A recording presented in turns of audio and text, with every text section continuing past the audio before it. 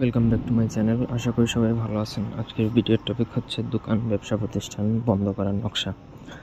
অর্থাৎ আপনি যদি আপনার শত্রু বা আপনি কারো যদি দোকান, ব্যবসা প্রতিষ্ঠান যদি আপনি একেবারে নষ্ট করে দিতে চান, বন্ধ করে ফেলতে চান, তাহলে আজকের ভিডিওটা আপনার জন্য। প্রথম থেকে শেষ পর্যন্ত ভিডিওটা দেখুন। আমার চ্যানেলটা অবশ্যই সাবস্ক্রাইব করবেন, লাইক, কমেন্ট, শেয়ার করবেন।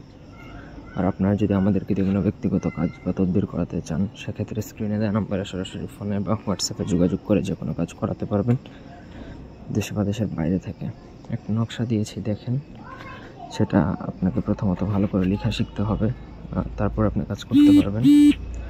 তো নকশাটা লিখে, নকশার যেখানে নাম এবং পিতা, সেখানে নামের জায়গায় যে দোকানের মালিক তার নাম এবং তার পিতার নাম এটা লিখতে হবে।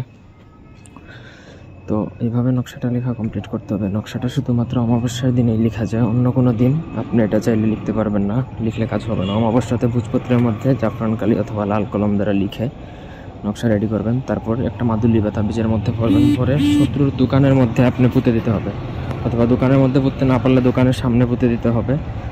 আর যদি আরও ভালো হয়, যদি আপনি তার দোকানে ফেলে দিতে পারেন তাহলে সব থেকে বেটার। তো এটা যতদিন পর্যন্ত ওই যেখানে ফেলবেন বা যেখানে রাখবেন সেইখানে যতক্ষণ থাকবে, ততক্ষণ তার দোকান ধীরে ধীরে ধীরে ধীরে বন্ধ হয়ে যাবে। তবে যদি সে কোনোভাবে সেটা টের পেয়ে যায় বা কারোর মাধ্যমে উঠিয়ে ফেলে, তখন আবার তার দোকান মানে পূর্বের অবস্থায় ফিরে আসবে। তো আশা করি বুঝতে পারছেন। এই ছিল আজকের ভিডিও ভালো লাগলে লাইক দিবেন, কমেন্ট, শেয়ার এবং সাবস্ক্রাইব করবেন। কোনো অংশ বুঝতে অসুবিধা থাকলে কমেন্ট করে জানাবেন। ধন্যবাদ সবাইকে। আল্লাহ হাফেজ।